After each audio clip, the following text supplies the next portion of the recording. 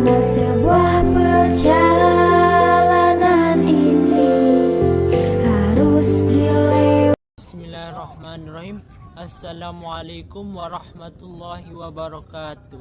Perkenalkan, nama saya Ahmad Setiawan dengan MPM 245920100007. Saya akan menyampaikan sedikit materi mata kuliah teori organisasi bisnis yang tentang inovasi organisasi melalui penerapan manajemen pengetahuan. Dosen pengampu Pak Alif Ilham Akbar Fatriansah. Konsep Plandu Cek Acian PDCE adalah metode manajemen yang terdiri dari 4 langkah, berulang untuk peningkatan berkelanjutan. Singkatannya memiliki arti, plan rencanakan, menetapkan tujuan, dan sasaran yang ingin dicapai, serta merencanakan metode untuk mencapainya. Do kerjakan, melaksanakan rencana yang telah dibuat. Cek periksa, memeriksa, dan mengevaluasi hasil yang didapat dari tahap. Pada tahap ini, dilakukan analisa kesesuaian antara rencana dan hasil. Tindak lanjut, menganalisis hasil evaluasi pada tahap. Cek, dan melakukan tindakan perbaikan terhadap rencana atau metode yang digunakan.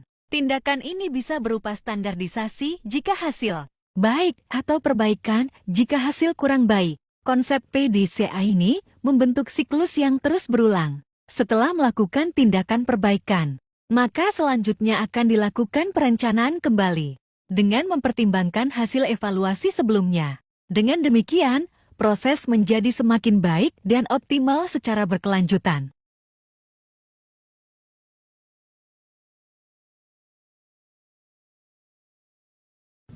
Konsep manajemen pengetahuan mencakup 3 elemen utama. Yang pertama, menciptakan pengetahuan, menghasilkan pengetahuan baru melalui penelitian, kolaborasi, dan kreativitas.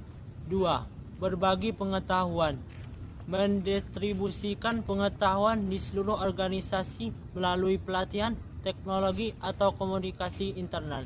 3. Penerapan pengetahuan, menggunakan pengetahuan yang ada untuk menyelesaikan masalah, meningkatkan proses, atau mengembangkan produk dan layanan baru. Kuliah manajemen belajar apa aja sih? Buat kamu yang mau masuk atau lagi kuliah atau bahkan mau lulus jurusan manajemen dan pengen tahu kuliah di jurusan ini bakal dapat apa aja, sini, aku bocorin. Kenalin, aku Willy, mahasiswa semester 5, jurusan manajemen.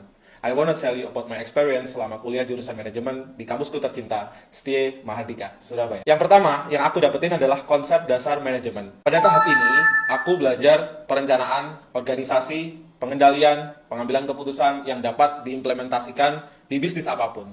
Atau biasa kita sebut POAC, Planning, Organizing, Actuating, dan controlling. Kenapa kita mesti belajar konsep? Masalahnya, kalau kita hanya ingin bisnis, kemudian kita ikut seminar-seminar, kebanyakan hanya diajarin tips dan trik. Masalahnya, di setiap lini bisnis itu nggak bisa sama. Bahkan hampir setiap kategori bisnis, itu cara mainnya berbeda. Beda kalau kita belajar konsep. Dengan konsep, kita bisa mengimplementasikan strategi-strategi di berbagai bisnis apapun. Yang kedua, aku belajar penerapan teori ke praktek. Selama perkuliahan, kita banyak diskusi tentang penyelarasan teori dan praktek di lapangan. Sangat menarik, karena hampir semua teori manajemen nggak mudah untuk diimplementasikan di lapangan. Dan di poin ini, bakal ketahuan banget nih, mana dosen yang cuma ngerti teori dan mana dosen yang emang ngerti kondisi praktek di lapangan. Yang ketiga, aku belajar leadership dan komunikasi. Most important thing, selama perkuliahan, kita diajarin teknik presentasi yang benar. Entah presentasi verbal atau melalui tulisan. Clarity atau kejelasan dalam komunikasi sangat biasa pada poin ini. Yang keempat, manajemen SDM, the most favorite. Yang konon katanya, kalau mau skripsi paling gampang, ya ambil topik MSDM. Kalau jalan-jalan di perpus, banyak banget tuh skripsi alumni topiknya MSDM. Kamu tahu nggak sih alasannya kenapa? Kalau tahu, tulis di komen ya. Kelima, manajemen strategis. Matkul ini muncul di pertengahan perkuliahan. Kita dilatih untuk mengambil keputusan strategis sehari-hari dalam bisnis. Yang keenam, peran teknologi dalam manajemen. Gimana sih caranya kita bisa meningkatkan efektivitas dan efisiensi manajemen? Entah itu menggunakan AI, seperti ChatGPT, Canva AI, Leonardo, dan lain sebagainya. Atau software manajerial seperti Trello, Slack, Asana, ClickUp, dan sebagainya. Atau software marketing, seperti Marketo, Mailchimp, Zoho CRM, dan masih banyak lagi teknologi-teknologi keren yang bisa menunjang proses manajemen kita. Yang ketujuh, etika dan tanggung jawab sosial. Nama matkulnya biasanya Business Environment. Biar kita ngerti nih, atau bahkan bisa mewakili perusahaan kita dalam aspek penting ini, yaitu etika dan tanggung jawab sosial, atau sering kita sebut sebagai Corporate Social Responsibility, atau CSR. Kedelapan, studi kasus praktis. Ini yang paling seru sih, biasanya mahasiswa diberi tugas untuk membuat usaha mikro. Dengan begitu kita mendapatkan pengalaman berharga dari mempraktekkan teori-teori yang udah kita pernah pelajari selama perkuliahan. 9. Melangkah ke karir. Kerja ikut orang atau bisnis sendiri itu pilihan kita masing-masing. Namun dengan kuliah 8 semester di jurusan ini, kita seharusnya udah paham betul kelebihan dan kekurangan dari kedua pilihan tersebut. Yang terakhir, tidak kalah penting, nomor 10 yaitu proses penulisan dan ujian skripsi. Proses penulisan skripsi bukan hanya tentang mendapatkan gelar, tapi juga tentang mengasah berbagai keterampilan dan mentalitas kemampuan belajar secara mandiri. Belajar tanggung jawab dan ketekunan adalah bekal yang akan membantu kita dalam berbagai situasi di kehidupan nyata. Nah, itu dia 10 hal yang aku dapetin selama kuliah di jurusan manajemen. Semoga konten ini bermanfaat bagi teman-teman. Kamu kuliah di jurusan manajemen, punya kesan unik selama masa kuliah? Yuk ceritain di komen. See you in the next video. Peran manajemen pengetahuan dalam inovasi organisasi. 1. Mendorong kreativitas dan ide baru. Pengetahuan yang terkomentasi dengan baik memungkinkan karyawan untuk membangun ide dari pengetahuan yang sudah ada. 2. Meningkatkan proses pengambilan keputusan. Pengetahuan yang terstruktur membantu manajer membuat keputusan yang lebih cepat dan tepat. 3. Kolaborasi lebih efektif. Sistem berbagi pengetahuan memperkuat kolaborasi antar tim lintas fungsi. 4. Adaptasi terhadap perubahan. Organisasi yang menerapkan manajemen pengetahuan lebih cepat menyesuaikan diri dengan tren pasar dan teknologi baru. 5. Pengembangan produk dan layanan inovatif. Pengetahuan yang dikelola dengan baik mendukung pengembangan produk dan layanan yang lebih unggul.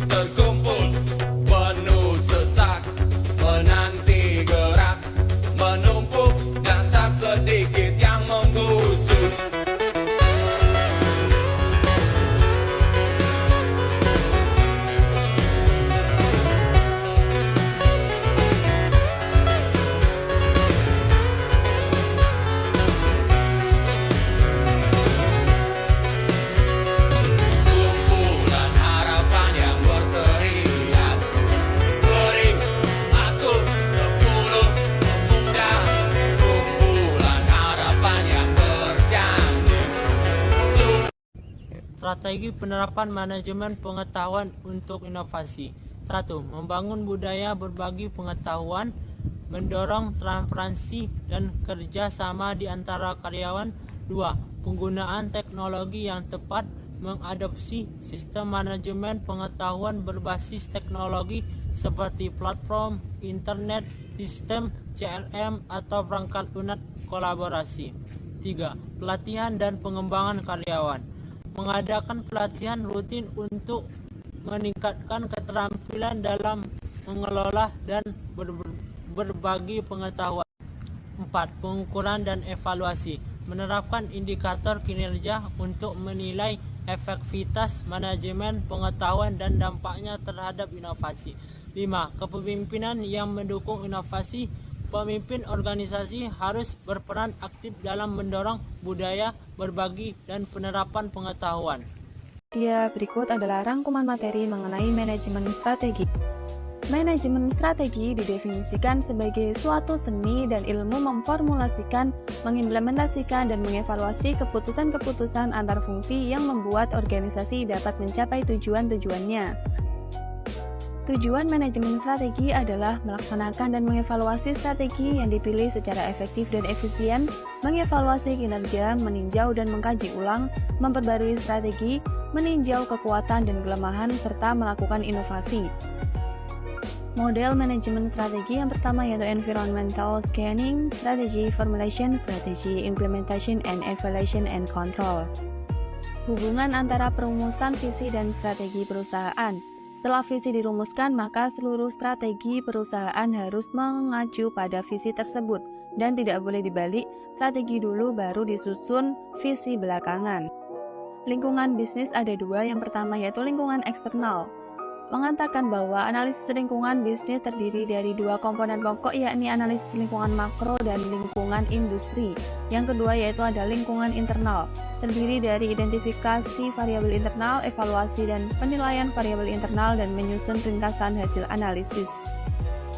Contoh praktik sukses manajemen pengetahuan. Google mendorong karyawan untuk berbagi ide melalui platform internal dan menyediakan waktu untuk inovasi pribadi 20%. Toyota menerapkan filosofi Kaizen yang fokus pada peningkatan berkelanjutan melalui dokumentasi dan berbagi pengetahuan antar tim. Microsoft menggunakan platform berbagi pengetahuan untuk mendukung kolaborasi lintas departemen dan pengembangan produk. Dengan penerapan manajemen pengetahuan yang efektif, organisasi dapat menciptakan lingkungan yang inovatif, fleksibel, dan siap menghadapi tantangan di era yang kompetitif. Cukup sekian. Apabila ada kesalahan, saya mohon maaf. Saya akhiri. Wassalamualaikum warahmatullahi wabarakatuh.